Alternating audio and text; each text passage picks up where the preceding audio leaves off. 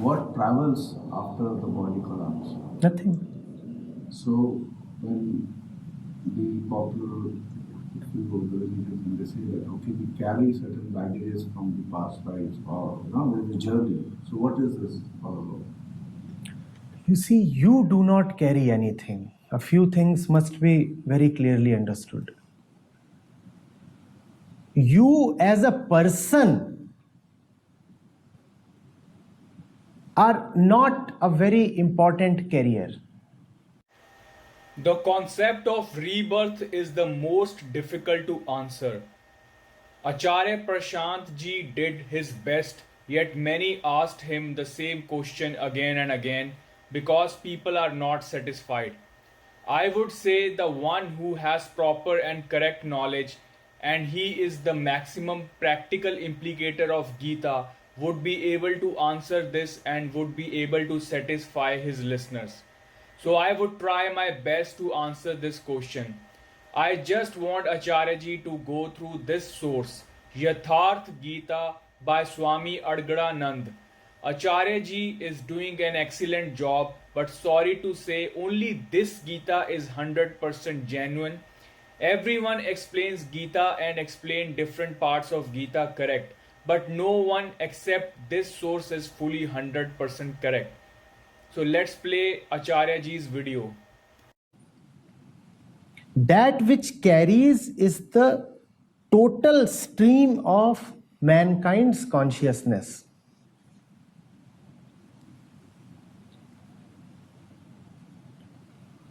Her mind, your mind, his mind, her mind.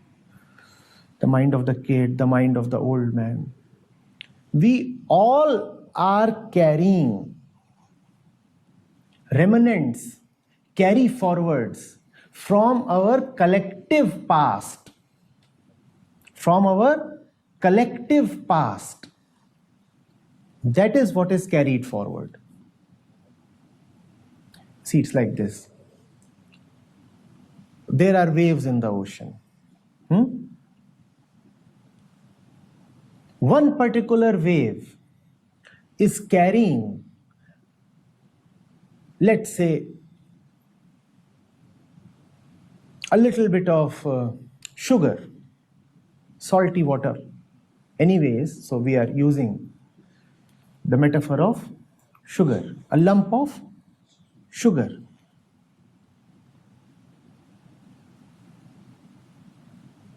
Now the wave rises and falls. What happens to the lump of sugar? It gets distributed throughout the ocean. Now it belongs to everyone. That's how things are carried forward. What you do in your lifetime has gone to many. Through every single action of yours, you are impacting the entire mankind, right? In other ways, you are responsible for forming the mind of entire mankind. In turn, your own mind is being formed by the entire mankind because you are active recipients as well.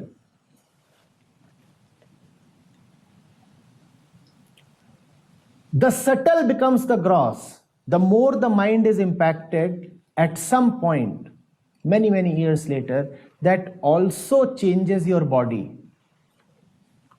Have you seen that when you are angry, your face changes? When you are in love, your eyes change. So the subtle has a way of changing the gross. If you are impacting the mind of mankind always, you are also impacting even the form of mankind.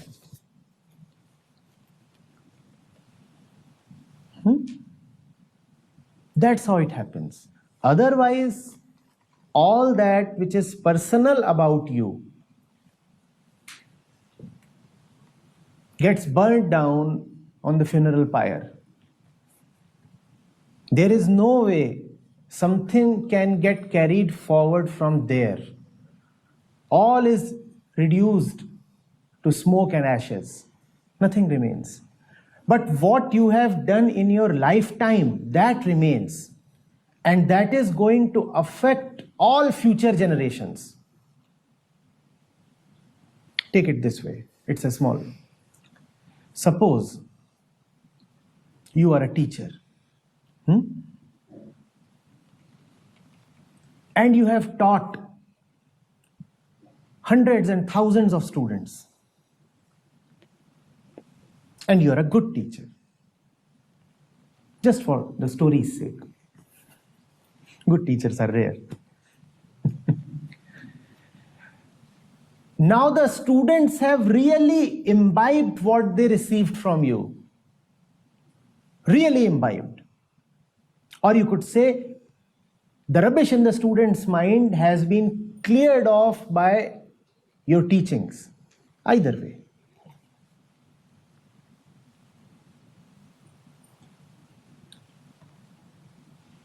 You die, and one of your students gives birth. You die, and one of your students becomes a father or a mother. The kid that is born, even if you explain 99% Gita correctly, a 1% error would spoil the whole message of Gita. I have gone through all the sources of Gita available. Example, IIT Kanpur via Swami Chinmayananda Saraswati, ISKCON in relation with AC Bhaktivedanta Swami Prabhupada via Amog Leela Prabhuji, Swami Vivekananda in relation with Swami Swarab Priyananda, Osho Acharya Rajneesh, Om Swami Shri Adi Shankaracharya in relation with Acharya Prashant, which I am still going on, and this source is very less known to people. My goal is just the welfare of people so that Acharya ji can preach the correct knowledge. Since Acharya ji mentioned himself that he is a learner too, I am too. Everyone's goal is correct knowledge. Out of them all, no one has taught and focused on only Bhagavad Gita except the one I found is a hidden one, Yatharth Gita by Swami Adgadanand. Rest all teach many other knowledges with Bhagavad Gita. So I consider them amateurs. And they are not even knowledges, as they are not aware that if you teach Bhagavad Gita, then you don't need to teach anything else with it, or at least teach Bhagavad Gita on first priority, as it includes full minus Z to plus Z knowledge, and nothing is missing in Bhagavad Gita, and nothing is required after this. Consider Gita as a university and rest any other source as its students. Rebirth is like the last question. Some questions are very easy, some are difficult, and the last one are the most difficult. Bhagavad Gita is the most difficult idiom to crack. Everything is connected. So these questions are all connected. You have to solve easy puzzles. Then a small door is open, you to move to the next big door. Step by step. There's no shortcut about these in-depth questions. You have to go through full Bhagavad Gita as it's all connected. If you know physics have a condition equations, this is true only when this is condition is satisfied, and this is true when the next condition is satisfied. So Bhagavad Gita is super physics, super science. Even NASA scientists don't have any answer to as why this universe is created. They just say it is just happened by Big Bang. After Bhagavad Gita, I came to know this conclusion, as well as you would also come to know that you are all alone here. Rest everyone you see is either your past or your future. But how to know? Please go through Bhagavad Gita. Bhagavad Gita has answers to all the questions humans can think of. What Acharya ji said in his video makes sense, but he is not able to satisfy his audience. I don't prefer Acharya ji's methods as he has made Bhagavad Gita like a crash course. You study, make notes and give exams. I'm sorry it doesn't work like this. Osho would have made so much fun of Acharya ji. Gita is a manusmriti, meaning you listen to it again and again and it stays inside your mind. And only if you find it is worth of listening again and again. So only that person can do that. I will give you examples and try to open your vision so you can realize and remember your previous birth. Because unless you have that vision, you won't remember it. Let's continue the video and I will explain with my examples for rebirth. And because your student has been a good student and he has really imbibed your teachings, so those teachings would go to the kid. The kid would have the same pure quality of mind as you had.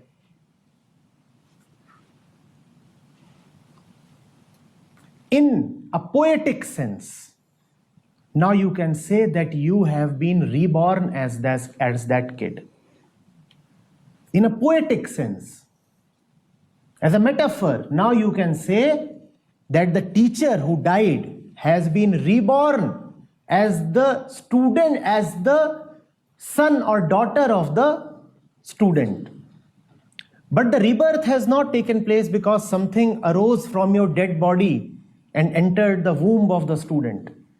The rebirth has taken place because of the stuff that you did during your active lifetime, not after your death. Whatever one person does impacts the consciousness of entire mankind. And that's how rebirth takes place. And therefore, rebirth is taking place every moment.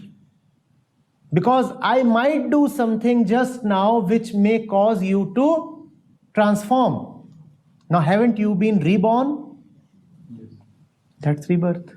And you have been reborn not because my soul entered you. You have been reborn because the truth was transmitted to you via me. The opposite is also possible. You might be otherwise an innocent person,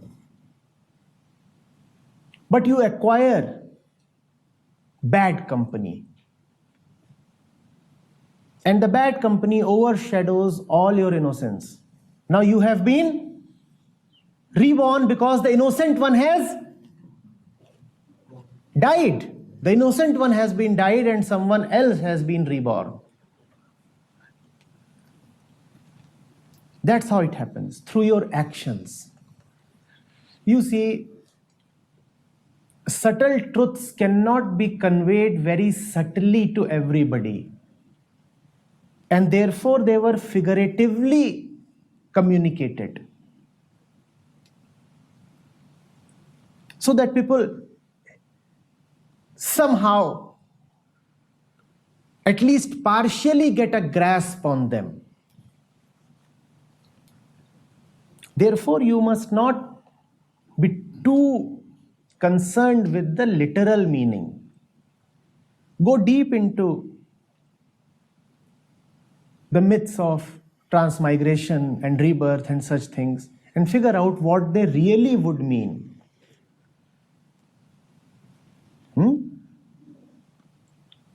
You know what? It is also possible that the kid that is born to the student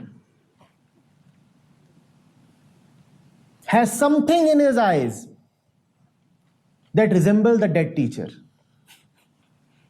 That doesn't mean that the dead teacher has physically fathered the kid. It's just that all eyes that are peaceful have something in common. All eyes that are peaceful have something in common. So when you would look at the eyes of the newly born kid, you would be reminded of the dead teacher. And you would be then justified in saying that the dead teacher has taken rebirth as this kid. Then why do we get this? We have used after Termi, the 13 days of ritual, all these are. No Upanishad says that. No scripture worth its name says that. The Puranic literature that talks of such stuff is stories and fancies. It is not serious metaphysics. It deals with a lot of imagery, a lot of fables, a lot of things that are there just to involve you, engage you, even entertain you. One has to understand the difference between the Upanishads and the Purans. They are not in the same dimension. You cannot take Ishavasya Upanishad and Garud Puran and compare them.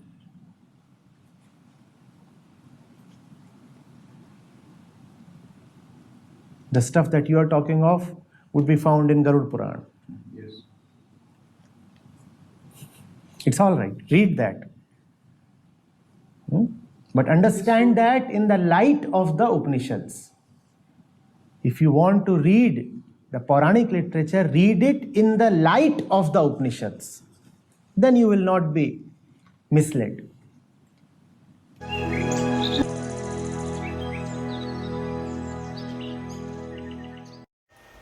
So the first example is from my life. I get bored easily from one thing as I am very versatile person. So I keep on exploring and doing things in life, and that's how I ended up with Gita. I was interested in it as a teenager, but the second time I just ended up by accident but when you see in depth, that was not an accident.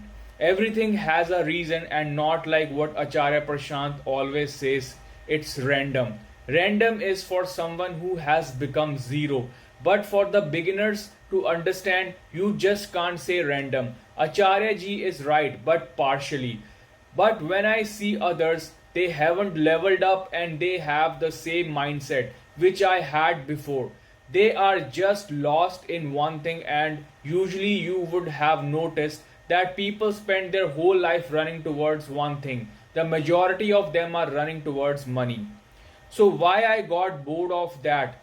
Because I did what they are still doing, but I came to know that it is not the end and it couldn't satisfy me. Why? Because it's not the first time for me. I have been doing the same thing in my old births, and for others it's a new thing. So they are attached to it like a bee is towards honey. So they all are basically my own past versions. I just see myself in them. They are not anybody separate from me. Now the next example I will give you is about the 6 levels which are talked about in Gita, which are Stri, Shudra, Vaishya, Kshatriya and Brahman, and also the last level where you become a zero. Basically you have a personal nature, and no matter how much you try, you can't work against your nature. Remember 3 idiots? These levels are according to your nature and you have no relationship to your physical body. I will explain in shortcut. Stree is someone who is completely dependent on others. Shudra does the lower labor kind of jobs. Vaishya is a money seeker. Kshatriya is an egoistic personality and can't work under others. Brahmin is someone who has knowledge and he spreads it. Now we all have these characters in us. It depends on the percentage which character is dominating. And we all will end up towards the last level gradually. And the duty of the higher level person is to help the lower ones to grow. So there's no point of ego, as if a higher level person falls under the ego, he is lowering his own level and will fall down. So a Brahmin will always see his own past in others' levels, as he has been through those characters in his previous births. With Gita, you would also come to know that any good or bad work you do is just a means of your own extension of staying in the game of life. Unless you are doing pure yagya, you are a slave and haven't gained your freedom. As I said earlier, these are complicated things and will make sense only after you are able to open small doors in the idiom of Bhagavad Gita and move towards the bigger ones. All I can do is try to explain in shortcut with facts, but it's best to have full knowledge since there are no shortcuts in life. Also, it's mentioned in the Gita step by step from Krishna to Arjuna that if you are not capable of doing this thing, do the easier one. If not that, do the next easier. If you are not capable of even doing what is written in Gita, then just keep on listening to it. So, what does it mean? So, a listener will eventually end up in doing, if not in that present birth, then the next one to come. Because whatever is written in Bhagavad Gita, that yajna, no matter how small you are able to perform, that progress is never lost and you always continue from whatever you left from. I will continue with the video if I remember more examples related to my own experiences. But as I mentioned earlier, please go through whole Bhagavad Gita by Swami Ardgananand and my own videos to try to connect the dots for a bigger picture.